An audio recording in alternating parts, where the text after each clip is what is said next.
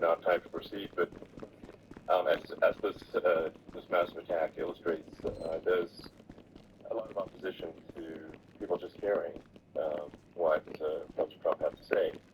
And but I'm honored to have this conversation. I want to emphasize it's a conversation, and it's really intended to just get a feel for what Donald Trump is just like in a conversation. So it's hard to catch a vibe about someone if you just don't hear them talk in a normal way. All right, let's talk. And when there's an adversarial interview, like no one's themselves in an adversarial interview. And this is really Hey, let me know aimed if you have at questions. kind of open-minded, independent voters who Always gotta have a mag at they're just trying to make up their mind. Need any more? Yup. Gotta load up before you head out. So you can understand like what is Always gotta have a mag why at have a conversation. So Need any more? honored to Gotta load up Donald, before you head great to speak. We had a great conversation yesterday. As you mentioned yesterday, if we could just record that conversation and post it, it would have been excellent. And I hope we can have something like that today. Well, I think we will. I'm pretty sure we will. And congratulations, Stacey. You broke every record in the book. With so many millions of people. That's an honor. We view that as an honor. And then you do want silencing of certain voices. Usually those are voices that have something to say that are constructive, oftentimes constructive. And so we have to consider it an honor. But congratulations on breaking every record in the book tonight. That's great. Well, thank you. Maybe we could start off with, the assassination attempt, which was an incredible thing. And I have to say that, your actions after that assassination attempt were inspiring. You, instead of shying away from things, instead of ducking down, you were pumping your fist in the air and saying, fight, fight, fight. And I think that's, the President of the United States represents America, and I think that is America. That is strength under fire, and so that's a big part of the reason why I was excited to endorse you as the President of the United States for having a term here. Is that was just incredibly inspiring. But what was it like for you? Hey, so who's ready to go see some triads? They opened up a new club in town, but that shit probably a front. I don't give a fuck about that. What I do give a fuck about is that we know a copy of Dre's phone was in there not too long ago. Now let's go take a look around, see what the fuck we can find.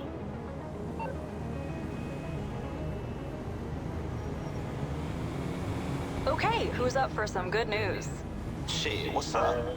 According to their records, the club owners had CCTV installed a while back. We can just check the footage at the time when we know the phone was on site and see who was there. Sounds like a plan to me. But this system is an antique. It's not even online, so we'll need the actual security tape from their office. And I never felt that way. I thought this was gonna be difficult. That it was a bullet. I knew immediately that it was at the ear. And because it hit very hard, but hit the ear. And I also heard people shout, bullets, bullets, get down, because I moved down pretty nicely, pretty quickly, and we had bullets flying right over my head after I went down, so I'm glad I went down. But the bigger miracle was that I was looking in the exact direction of the receiver, so it hit me at an angle that was far less destructive than any other angle. So that was the first one. For those people that don't believe in God, about that. You have to, I'm a believer now, more of a believer, I think, and a lot of people said that, a lot of great people said that. But it was amazing that I happened to be turned just at that perfect angle. And all because I put down a chart on immigration that shows that the numbers are so great. I love that chart. Maybe it's a sign. Maybe that's a sign. You highlighted that. At that moment,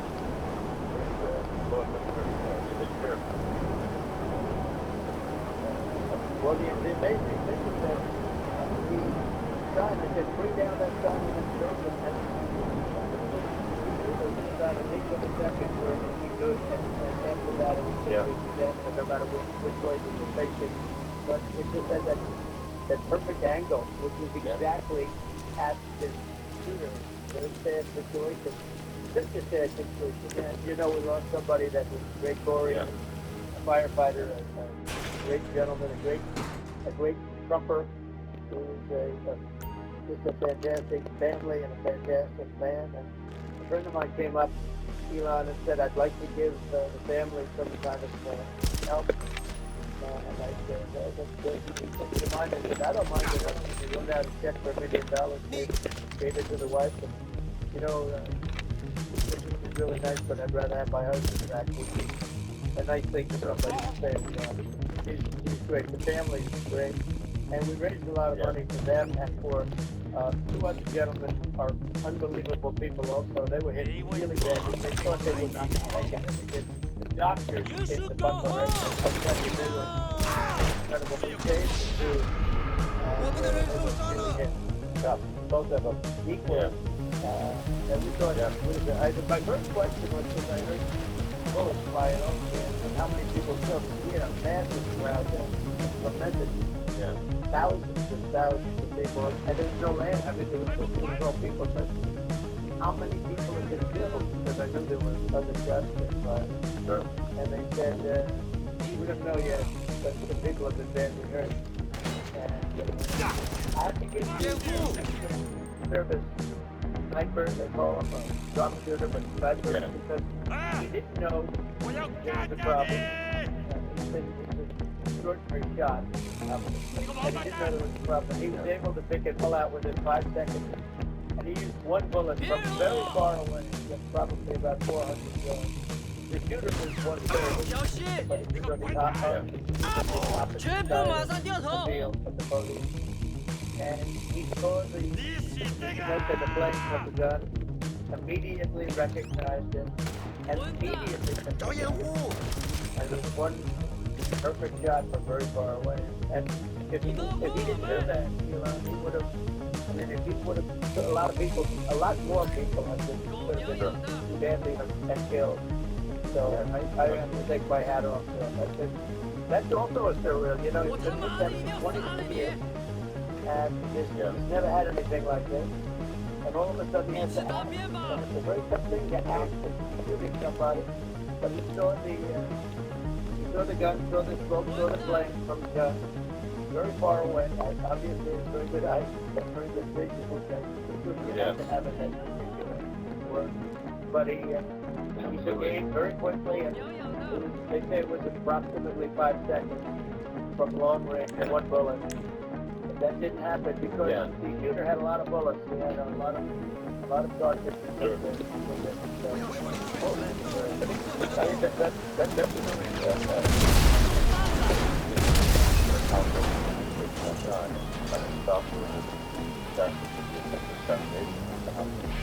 but I think there does seem to be, I mean, some pretty significant failings elsewhere. Like, I can't remember the gentleman having a job, that seems crazy. I think most people like, wondering how that's done. You know, there should have been nobody in there were people, but there were so many incidents out there. There were people that were seeing him. And there was one woman with a red shirt. And brought him up all over so many people. That guy's got a gun. You saw it probably. That's not ready to die. But I guess, I mean, like for my part, I think probably saying Republic wondering how the next bar, you know, people wondering why what happened to this guy with the gun. At their scene, it's somehow not being read. That just seems crazy. Well, they're going to learn from this. The communication between the local police, who sort of had an idea, and then ultimately a man lifted himself up to the roof, could barely do it because he was pulling himself up. And he saw the man with the gun. The man with the gun pointed the gun at him. He thought he was probably going to get shot, but he was like pulling himself up. And because of that, he couldn't get to his gun. and he fell down. Actually, very badly hurt his leg, his ankle. I hear very badly, but he fell down. And he did, from what I understand, he did say there's a guy up there with a gun, and the shooting started very quickly after that. I think it forced the shooter to go maybe quicker. You're supposed to be a very good shot. Yeah. My sons, Don and Eric, they can't believe what happened, but they said from 130 yards, a bad shot would hit that target almost every time. They said it's like in golf, sinking a 2-foot putt. Yeah, it's not a tough shot. It's not a long shot. The Secret Service person had the long shot. He had triple the distance actually. So it was a terrible thing. It's hard. I have to say this about the Secret Service. When I went down, and I went down based on, I think, their screaming, but other people also, because people saw this happen. You had so many people. One of the miracles was that nobody ran. I mean, if a gun goes off, the crowd control people showed us this. When guns go off, and it does happen in stadiums at a soccer match or some kind of a match, everybody flees. They call it a stampede, like cattle. But everybody, and a lot of people get killed with those stampedes. We had more people than you'd have at, some of these matches or these games, and nobody left. You had a small group behind us in the grandstand, and that was full. And you look at it as it was taking place, and normally they'd be running. They didn't leave. They saw that I was hurt. They saw a lot of blood, and they saw that I went down.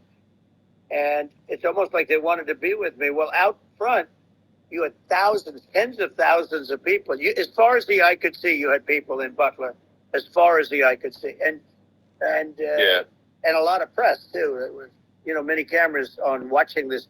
It's what makes it so different, because normally things happen that aren't good, but you never have a picture of it. Here we have all these cameras shooting it. So, sort of amazing. But one of the interesting things was that you didn't have anybody flee. You didn't have anybody stampede. Sure. Nobody. And there were some people behind me. They stood up and they're looking like, I tell you want to have them in a foxhole with you. I want to meet some of those people because it's so different from what you heard. But so I was down. But the Secret Service guys, there were bullets flying right over my head. You could hear them go whizzing, and these guys came jumping on top of me, and a young lady, Kate. Would jump. They moved so fast, and let me tell you, that took tremendous courage. Now there was a lack of coordination. There was, obviously everybody understands that it's somebody that building should have been covered. And I think that's like, looking at the aerial views, that building would be like the number one spot for a sniper. I mean, it's like if you were to pick what is the favorite? So if the goal is to assassinate, what's your favorite spot? That building. You're right. That building would be number one. That would have been the spot. It's like you can ask for a better location. It's like number one. That would have been the spot. You know what people think is when the local policeman, who by the way, he really, he did what he was supposed to do. He couldn't hold on any longer. And then when he got his head just peeking above, this guy standing there with a gun in his head, and when he fell down, again, hurt his ankle very badly, but he was making the calls. But what happened is the firing took place very soon. So what they think is that this guy ran to his site, which he had all planned out with the gun. He ran to the site, and he started shooting fast, and maybe that's why he sort of missed. I mean, but that's because you would have hit. It could have been a much bigger problem. But he totally would have hit if you hadn't turned your head. So, there was it was a very near thing. It was a miracle. If I hadn't turned my head, I would not be talking to you right now. As much as I like you, exactly, I would not. You'd be from another realm. Yeah, that's right. We'd be talking from a different place. But it was a very terrible experience. The Butler Hospital, they did such a great job. The doctors were so good. Everybody was so good. There was a mistake. If somebody knew, because people were hearing, there was just a bad feeling that there was somebody with a rat. You know that story, now. And if somebody could have said, because they oftentimes said, you know, like there'd be a lightning storm or something. Because I did over 300. I think I did a lot more than that, but I did a lot. And oftentimes they'll say, sir, could you wait 10 minutes? Sir, could you wait 20 minutes? There's a storm overhead or lightning or something, right? And that happens often. And this would have been a perfect time for that to have happened, but it didn't get coordinated. That was the problem. Well, it was. I think your actions in the heat of fire. Like, well, what I find helpful about is that you can't say bravery under such circumstances. The courage is not a transaction. And so I just want to say that I love people admire her courage and fire. And so thank you. Yeah, I appreciate it. I didn't think of it. I just wanted to get up. And I want to stand up. I want to let people know. You know, I felt I was when they were on top of me, covering. Hey, boss. Very much covering me. And very cool, grateful. totally. But, let me see what we have. I said I want to get up, and they wanted, you know, they have everything. They wanted to stretch. I didn't like to stretch, and I knew I was getting to here, but I knew I wasn't. We've got some cargo on the move through town. yeah. Nice little shipment. Looks like they're using a removals truck. Here's the GPS signal. Bring it back to the club basement and we'll take care of the rest. I want to get up. Let me get up. So I got up, and the crowd didn't know what to think. I mean, this was so many people. I mean, you could see that with them, you didn't know what to think. And I wanted to let them know I was the way. I was very important to let them know that. And they went wild. They didn't go wild when they got up. They didn't know were they alive. You really couldn't tell. When I stood up for the hand, for the, you know, fist in the air, they didn't know I was alive. Nobody did. And when I put the fist up, they were just happy and thrilled, and the place went crazy. It was pretty amazing. Well, thank you. Tell me your thing there. Well, and I mean, speaking of the slide that got you to that saved last really was the illegal immigration slide. Maybe just we're talking about that. It was that slide that had illegal immigration saved my life. You're right. I didn't get my husband. I mean, that's true. You know, the incredible thing that we talk about, I don't know exactly at that angle, but the incredible thing is that the shot, I used it less than 20% of the time. Each moment, it's always on my left, never my right, and it's always at the end. So, it's on the right, it's on the left, at the beginning, not the end. And even the people that put it up there weren't and they did a great job. They got enough to eat before and everything. But I looked to the right and it didn't cry any of my ears. So, but when you think of the odds of that, and you know, that's normally what's happening. And then, you know, it would have been a very different story. It's very much, I say an act of God. It's a miracle that it happened. And I'm honored by it. I'm honored by it. Well, what were you about to say about illegal immigration before you were rudely interrupted? Well, I was going to say how good the numbers were. By the way, we're going back to Buckland, and we're going to go back in October. We're all set up, and the people are fantastic in Buckland. It's a great area. These are incredible people. Like the three that, in the case of Corey killed, and the other two, these families I got to know them a little bit, and the families are great. But we're going back to Butler, and I think I'll probably start by saying, as I was saying, prior to being so horribly interrupted. Yeah, but, so rudely interrupted by it. And, yeah, I understand. no, but the charge. Some people have no matter. Yeah, the charge. It's the charge that in my last week we had the best illegal immigration numbers, meaning stopping. We had the best illegal immigration numbers, meaning stopping. it was at the lowest. You've seen the chart. It's become quite a famous chart. Yeah. But that was the lowest point ever recorded.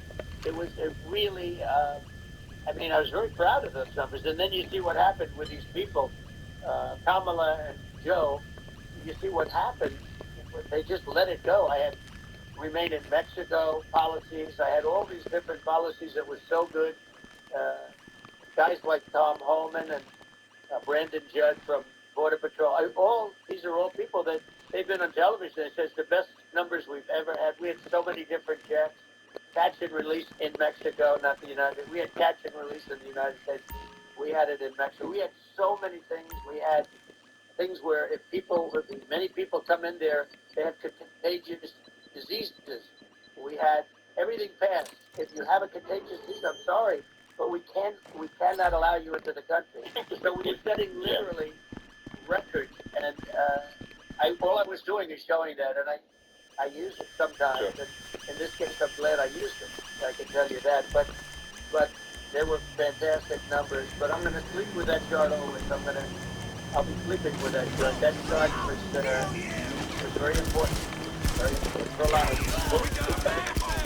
What if you have to say that you're supportive of illegal immigration?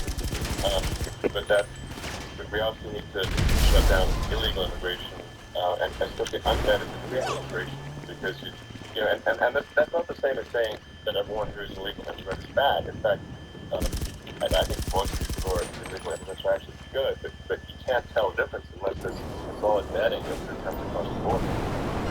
Does that actually represent your position? I say it very simply. They have to come in legally. They have to be checked. Yeah.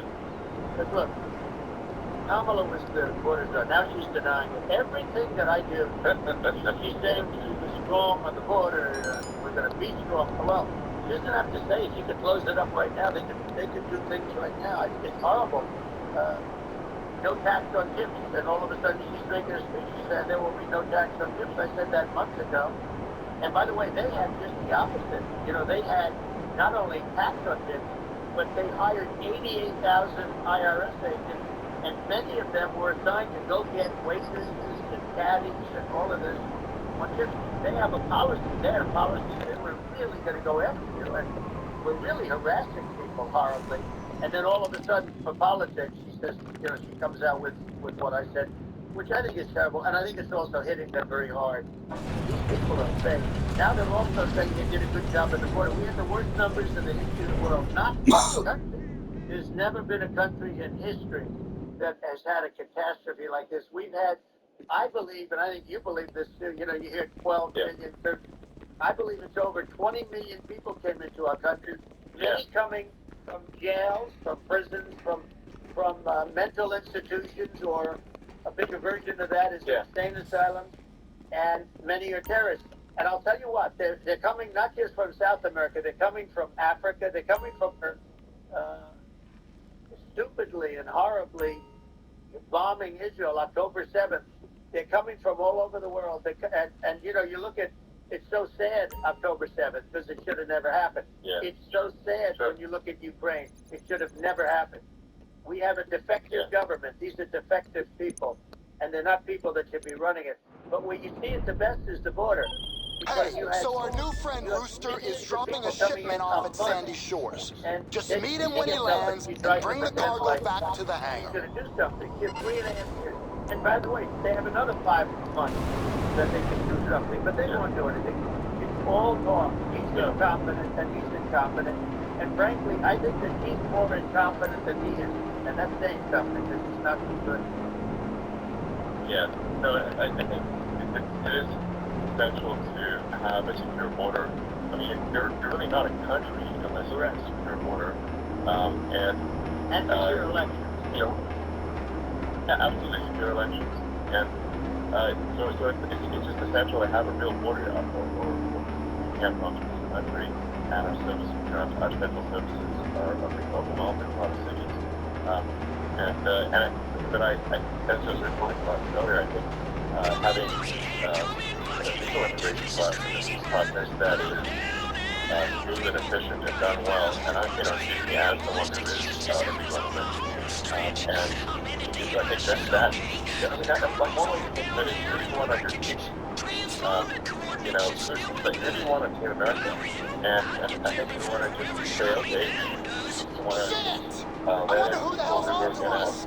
We gotta move, people. Great contributors to our society and to our economy, and and who do you want on the team? And it's not to say that, like in my opinion, actually, I'd say like probably most of the illegal immigrants actually are actually good, hardworking people at Atlanta.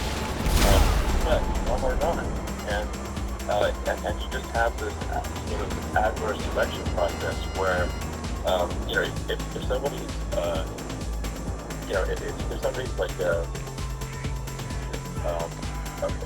has a career in theft or robbery, I don't understand what's taking them so long to get here. They're in such a tough environment. Why aren't all people who have a career in bad things coming here to do it? Because it's a piece of cake to go housing in LA or New York compared to other parts of the world. And in a lot of places in America, if you try to stop those who love you'll be arrested. That's right. What's happened with crime, and our police are so good, but they're not allowed to do their job. But I have to tell you, there's a lot of hate to say this, it's such a downer to say it. I hate to say it. I hate it, but you have a lot of people that just should be. I think it's a much bigger number than you think. They're allowing people from their jails. And if you were running one of these countries with a company, you would have had all of them. As an example, Venezuela, their crime is down 72%. They're taking their drug dealers, frankly, their prisoners, they're emptying out their prisons. They're taking their criminals, their murderers, their rapists, and they're delivering them into... So that's what Castro did? Yeah, well, he did. On a much smaller scale. Yeah. Much smaller scale. But this is a massive scale, because this is being done worldwide. But here's what's happening. Crime all over the world is down. And wait, in the numbers that we have, this is migrant crime. This is crime that's going to be. And I saw it today in New York where somebody was sniped, where they raped the girlfriend of a man that stood there watching in New York in one of the shelters and started pulling out the knives, and bad things happen today. But this is happening every day. These are rough people. These are people that are in jail for murder and all sorts of things. And they're releasing them into our country, and they're telling them, you come back, we're going to kill you. We're going to give you the death penalty. So they don't want to come back. But these are rough people. Yeah. These are criminals that make our criminals look like nice people. And it's horrible what they're doing. And she's in charge of it. Because, now she's trying to say she had nothing to do with it. And she's such a liar because she was called the border czar the first day. And it was on the headlines of every newspaper. She's the border czar. And she never even went there. She went to one location which had nothing to do with where the problem is. She went in and out, I guess, because she was getting a lot of pressure. But had nothing to do with the problem. Yeah. But she was the border czar, and people can't allow them to get away with their disinformation campaign. Now she's trying to say that she wasn't really involved, and the whole thing is horrible. She was totally in charge. She could have shut the border down without him. He didn't know what he was doing anyway, so he wouldn't have even known what happened. He shut the border down. He wouldn't even know the difference.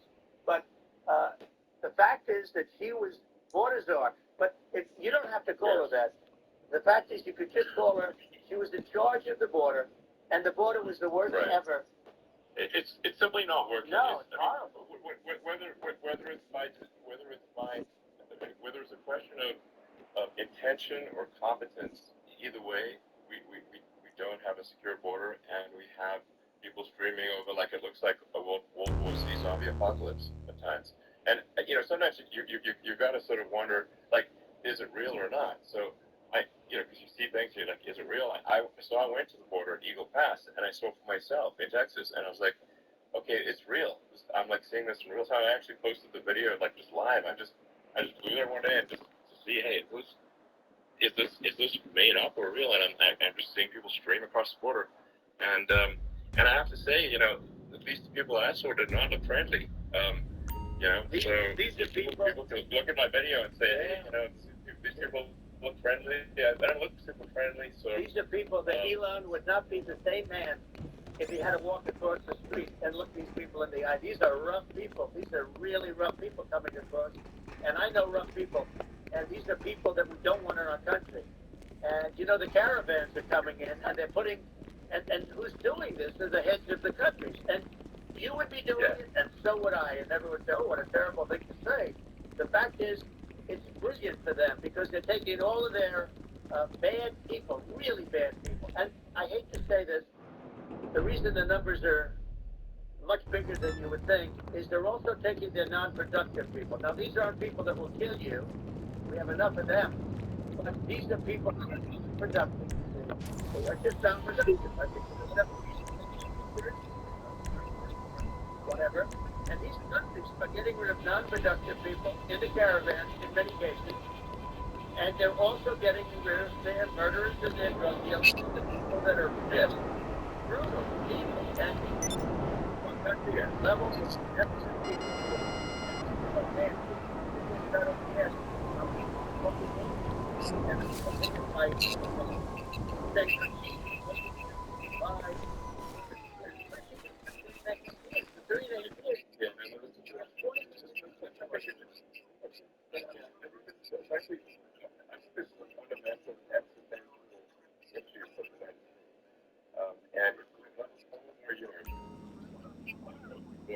and it's going to be even worse. It's going to be even worse than it's been for the past 3.5 years.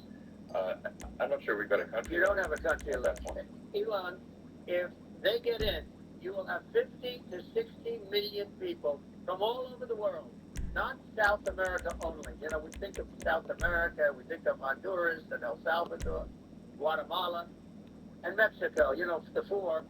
But it's not that. It's everywhere. They're coming in from everywhere. And I had to stay in Mexico. Yeah, I think this is a super important point. Like, people, it's like, well, basically, when I went down there, I was like, well, where are people from? It's like almost no one was from Mexico. No, Mexico less. It's just the border. It's just the border with Mexico. But the people coming in, it's Earth, the rest of Earth. and America is only about 4 or 5% of the population of Earth.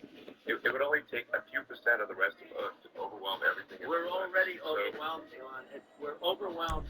You had to see the news tonight about New York, and I love that place, and what they're doing to it is horrible, what they're doing to it. And all the courts do is they try and focus on Trump.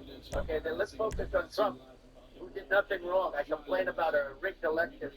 Elon, what happened is unbelievable. You have from Africa, from the Congo they're coming, from the Congo. And 22 people came in from the Congo recently, and they're murderers, and they drop them. They drop them. They take them out of jail, which is very expensive, to maintain the jails. They don't do too much maintaining, I can tell you. But they take them out of jail, prison. They take them out, and they bring them to the United States. They deposit them in the United States. If they don't ever come back, they're going to be executed. And they don't want to come back. But they won't come back. Sure. But they're coming from Africa, they're coming from Asia, they're coming from Middle East, they're coming from South America, they're coming from everywhere. And there are a lot of dead men. It's just everywhere. It's not possible.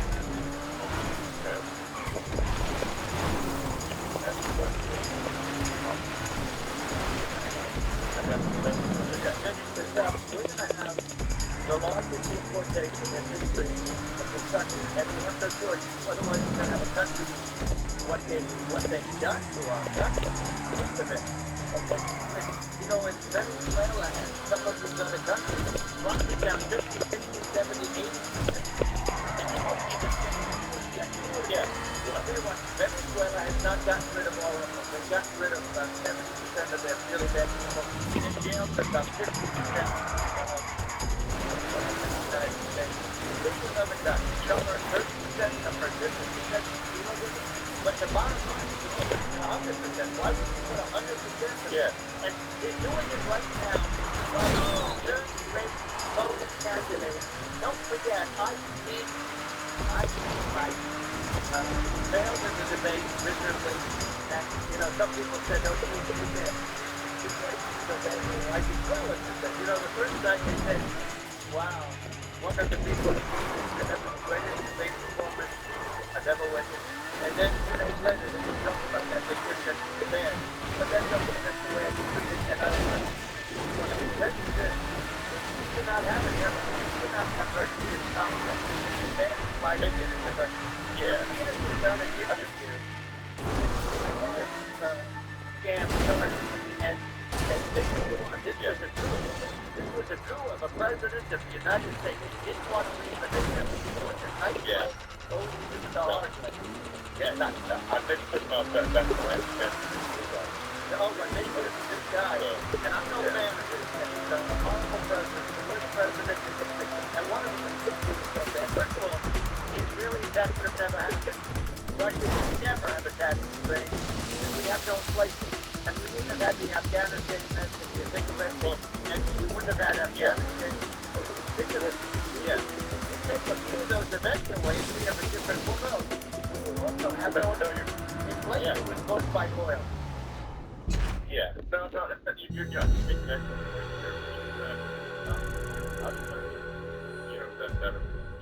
I'm thinking about invading or doing bad things.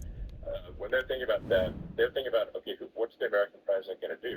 And they fear the American president. There's no one they do not respect and do not fear. And I think they would rightfully be, I mean, look at that, the footage of the assassination. They're like, okay, President Trump is like, don't mess with me. I mean, that's like, whereas I think people are not going to be, they obviously are not at all intimidated by Biden, and they certainly will not be intimidated by Kamala. And you have to really think of that in the context of local security. If the American president is someone that, like, evil dictators are scared of, that makes a huge difference to the security of the world. So I had a good relationship with Putin, despite the Russia hoax that lasted for over 2 years. Just a hoax created by Hillary Clinton and Adam Schiff, some just bad people, just sick people, frankly. I mean, Schiff is a sick person. He's going to end up probably being a senator. It's hard to believe. The whole thing is hard to believe. But, they put our country in danger with that stuff, too. They actually, when they make up stories, then you have to fight your way out of it for a long time. But I know Putin very well. I got along with him very well. He respected me, and it's one of those things that we would talk a lot about Ukraine. It was the apple of his eye. But I said, don't ever do it. Don't ever do it. I shut down Nord Stream 2. That was the big oil pipeline, the biggest pipeline in the world going all over Europe. I shut it down. And then they said, I loved Russia. I was a friend of Putin, and I loved Russia. No. He actually said to me one time, he said, if you're my friend, I'd hate to see you as an enemy. I shut down his pipeline. The biggest pipeline, they were looking at that as fun. And this pathetic president gets in there. And the first thing he did, one of the early things he did, he shut down Excel pipeline. Excel pipeline. There were 88,000 pipeline. Shut it down. That was, a massive job that Obama needed to allow. Yeah. I allowed it to my first seat. Because it was jobs and it moved up. And by the way, it was much more underground. It's not a truck that catches on fire, or a train that catches on fire. But think of it. XL pipeline. The Keystone XL pipeline. Yeah. Shut that down, and he approved the Russian pipeline. And it's been like that. It's like inconsistent. Like the, I think it's worth emphasizing against the listeners that the immense importance of whether the United President is intimidating or not intimidating, and how much that matters to global security. Because there's some real tough characters out there, and if they don't think the American president will come, they will do what they want to do. I know everyone, and they put some envelope in there. I know everyone about me, and I know, well, I know Bush, I know President Kennedy, I know John Woodard, I know every one of them. And let me tell you, people say, oh, it's terrible. I'm not saying anything good or bad. They're at the top of their game. They're tough, they're smart, they're ambitious, and they're going to protect their country. Whether they love their country, they probably do. It's a different form of love. They're going to protect their country. But these are tough people at the top of their game, and when they see a Kamala, or when they see Biden losing Joe, they can't believe this happened. All the stuff that you're seeing now, all the horror that they're all waiting for an attack from Iran. Iran would not be attacked, believe me. When I was there, I say it with respect, because I think we would have been good with Iran. I don't want to do anything bad to Iran, but they knew not to mess around.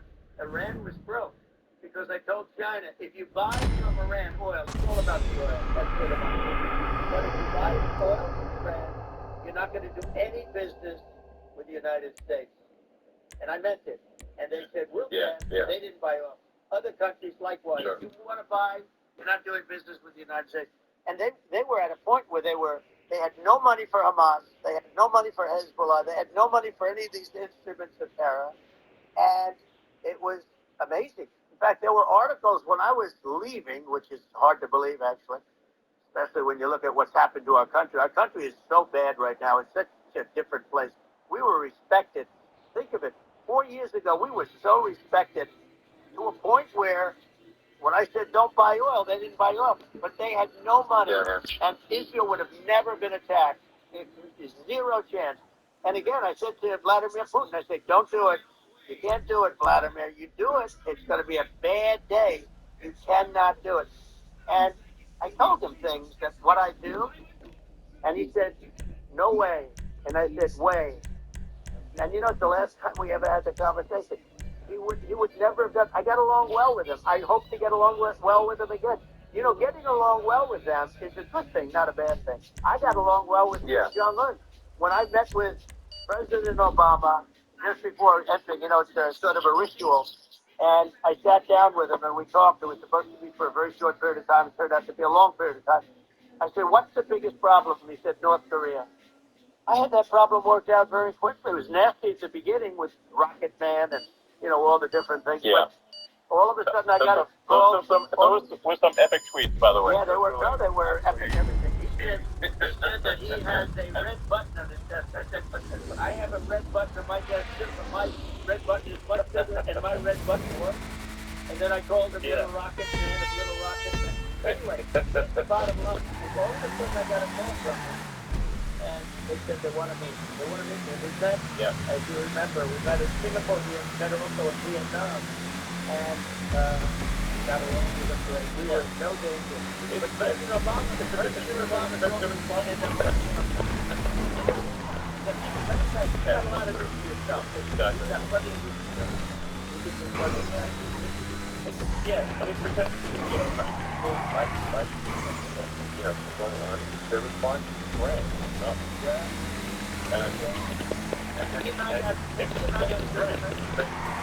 Remember I met him and we walked on his land. Nobody ever walked on his land.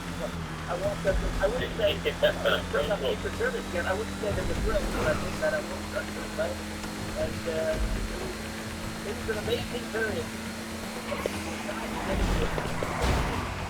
You know, I that we have enemies on the outside or we have enemies on the inside. We have some really bad people in our government. People that are controllers of the people.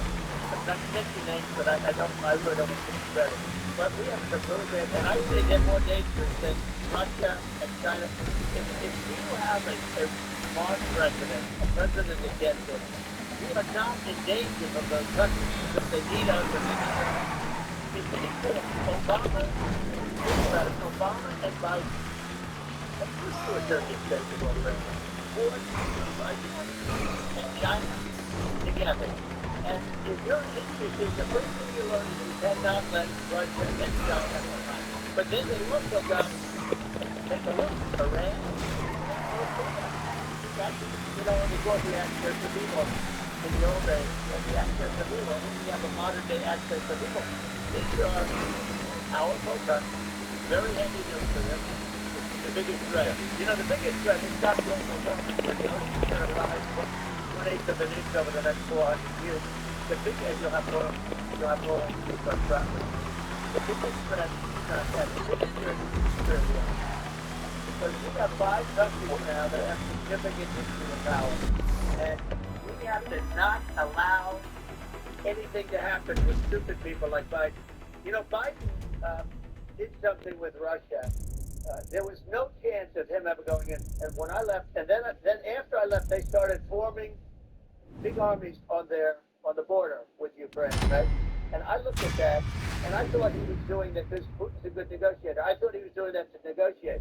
But then Biden started saying such stupid things. For instance, he said that it can be a NATO country.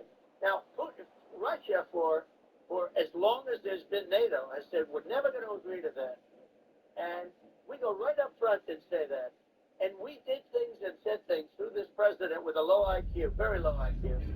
He had a low IQ 30 years ago, by the way, but now he might not even have an IQ at all. There's nothing on the board that goes this low. He said things that were so stupid that war would have been, that war had zero chance of happening if I were there. Zero chance. He was saying everything the opposite. Everything the opposite. And it's so sad because many more people have been killed in Ukraine than you read about. You don't read about how bloody it is and how sad. Sure. And look, just in the 2 armies, you lost 500,000 people. And, Ukraine's having a hard time. Ukraine, I don't know if you saw the article recently, and you don't hear the true story. But if you think about it, Russia's done, Russia defeated Germany with us. And they defeated Napoleon. They've been around a long time. They're a big fighting force. And it's very unfair. And Ukraine now doesn't have enough men. They're now using young men and very old men to fight. And it's really very little position. And I'm not going to blame it exclusively, but I can tell you, I could have stopped that. And a smart person could have stopped that. It wouldn't have happened.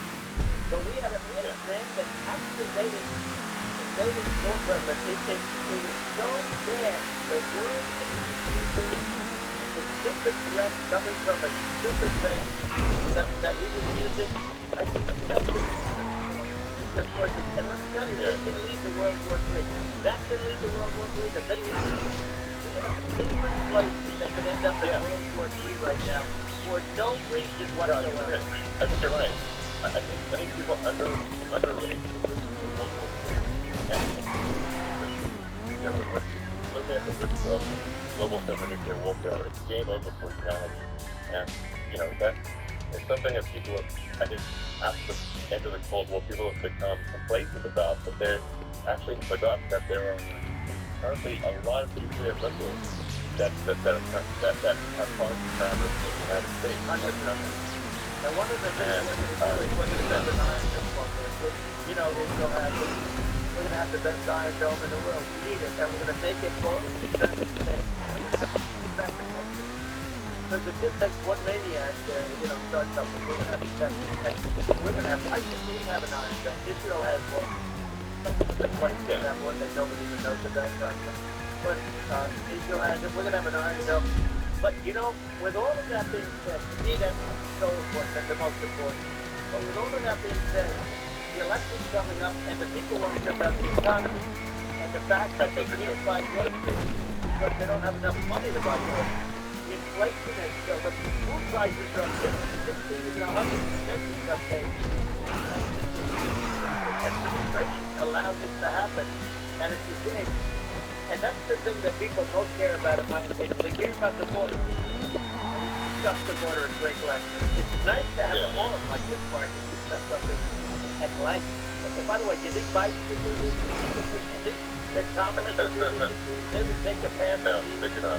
They don't need Elon. They don't need Elon. It's pretty sad what you think. And someone can't answer the question. There's a phrase to do an interview. And it's a very friendly interview. He's got all friendly interviews.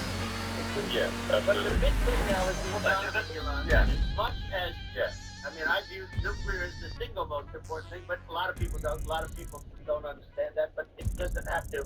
If I understand it, that's all you need. Because if I was president, you're not going to have that kind of a problem. But the thing that they really It's making them angry. Is what Kamala and Biden have allowed to happen to the economy. It's a disaster with inflation.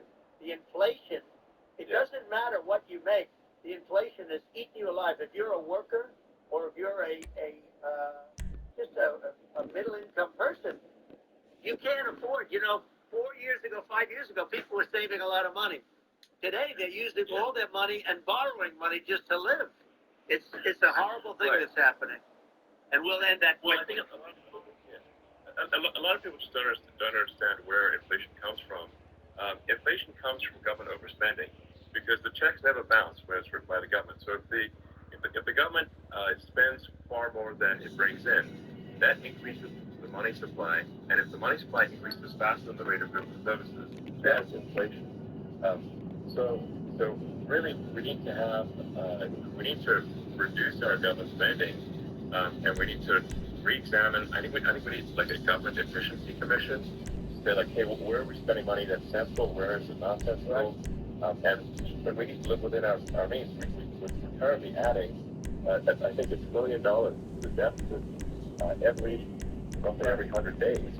The interest payments on the national debt are now exceeding the defense budget. It's on the order of $1 trillion. It's interest, and it keeps growing. We rebuilt our military, largely rebuilt our military, did a great job on it, which was so important. We had fighters that were, and bombers that were 70 years old, and we did a great job of that. Then we gave $85 billion of it back to Afghanistan, if you can believe it. We gave them $85 billion. They're one of the largest sellers of military equipment. They're selling what we gave them. That was one of the most embarrassing days in the history of our country.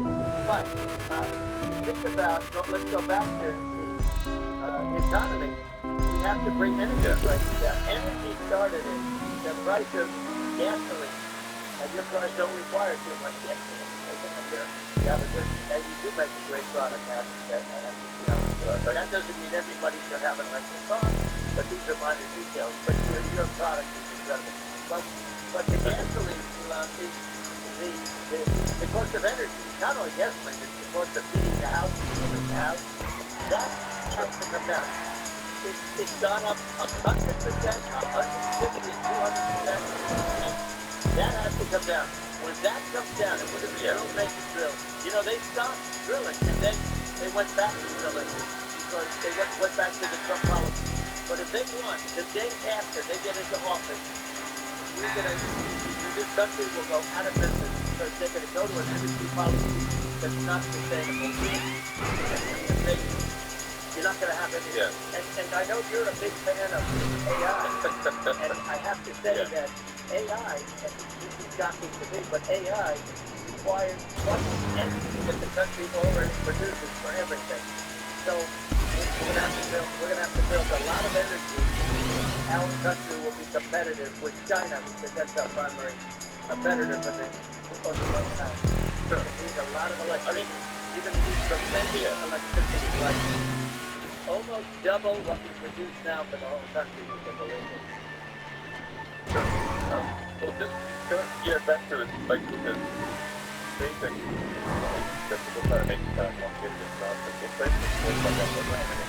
Would you agree that we need to make a demonstration and have to have the that spending that the country looks to just like it does that? Nobody's negotiating prices. You used to have a lot of people making gets that end up with companies that they'll probably try at some point. I like it's a thing like the first document they had a general under something. What is it? Air Force One. That's good going. Basically just like 747. And the price was $547, $50. Now, they're even nicer than your plan, okay? But much more sophisticated. They're very, I wouldn't say much on it, but it's 547. I said, I'm not going to do it. I'm not going to do it. I said, who made the deal? Obama. I said, well, then I know the deal's no good. I'm not going to do it. Over $400 by my saying I'm not going to do it. They got the price reduced by $1.6 million for the exact same plane, other than we had a nicer paint job. But for the exact same plane, I can't believe it. I think the Boeing, they didn't much like a lot of money to reduce the price by that. But now what I do hear is that they're going back to the Biden administration and wanting big cost overrun, because they see these filthy suckers in there, and they'll end up getting some of the money back. But I saved it by $1.6 million for the exact same plane. And you can now take that and multiply that out times thousands of other items. Multiply it by the numbers are astronomical. I agree with you. Well, I mean, I think it's great to have a government efficiency commission that takes a look at these things and just ensures that the taxpayer money, the taxpayers' hard-earned money, is spent in a good way. And I'd be happy to help out on such a commission. I'd love if it were full. Well, you're the greatest cutter. I mean, I look at what you do. You walk in, you want to quit? They go on strike. I won't mention the name of the company, but they go on strike, and you say, that's okay, you're all gone. You're all gone. So every one of you is gone, and you are the greatest. You would be very good. Oh, you would love it. But, if you look at Archie, well, I'd be happy to help out. Congratulations. I just looked at the number of people that are listening to you and I chat. We'll call it a chat. But congratulations. This is very good. I mean, it's great. And you're an interesting character. The new head of a place called Argentina, and he's a big, he's great. And he's a big MAGA fan. You know that he ran on MAGA, and he took it to an extreme too. He ran on MAGA, and I hear he's doing really a terrific job. It's called Make Argentina Great Again. It worked out perfectly. They caught a lot of hats out of it, but he's doing a big job. He really tough. And I'm hearing he's starting to do pretty well. Inflation is getting down. They had like 10 houses up there. They had inflation like not normal. They had the real deal. But we're going to have that pretty soon. I think we have the worst inflation we've had in 100 years. They say it's 48 years. I don't believe it. I think we have the worst. They don't include a lot of the items that should be included. Yeah. Well, it's just from government overspending and not spending taxpayer money effectively, and having just talking like so many departments you can't even name anymore. And what Elon is doing is he's cutting government spending, he's simplifying things, he's putting in regulations that make sense, and Argentina overnight is experiencing a giant austerity. But it's also a lesson for the United States, that Argentina used to be one of the most prosperous countries in the world, in the 30s, 40s, and because of bad government policy, it ruined the country. And if you take Venezuela, for example, Venezuela should be very prosperous. They have phenomenal reserves of everything, oil and things, and should be prosperous, but the government's wrong. They impoverish the people. And so I think we should not be complacent in the United States thinking that taking our prosperity for granted, because bad government policy is one of our biggest ground. That's just something people should bear in mind. Don't take prosperity for granted. Well, think of education. We're ranked at the bottom of everywhere, of the top 40. We're ranked number 40, number 38. Norway, Switzerland, different countries are ranked. Actually, China's pretty close to the top. They're a top 6 or 7. But we're ranked at the bottom, almost at the bottom, 38, 39, 40. In other words, horrible. And yet we spend more per pupil than any other country in the world. So we spend more. And what I'm going to do, one of the first acts, but this is where I need an Elon Musk. I need somebody that has a lot of strength and courage and smart. I want to close up Department of Education, move education back to the states, where states like Iowa, where states like Idaho, not every state will do great. There's states that basically aren't doing good now. You look at Gavin Newsom, the governor of California. He's terrible. He does a terrible job. So he's not going to do great with education. But of the 50, I would bet that 35 would do great, and 15 of them, or 20 of them, will be as good as Norway. Norway's considered great. To name them, I mean, they're so good. Some of these countries are so good. But if you go into some of these really well-run states, we have states that don't know what debt is. We have states that are